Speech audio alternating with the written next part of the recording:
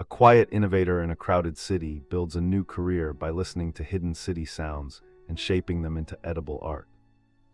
Myra travels rooftops and subway alcoves, recording textures of footsteps, hums, and rain, translating them into recipes and prototypes.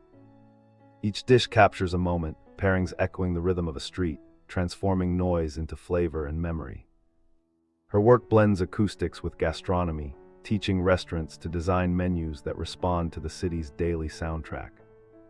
This fresh path shows how unconventional skills can fuse culture, science, and cuisine into a meaningful urban craft.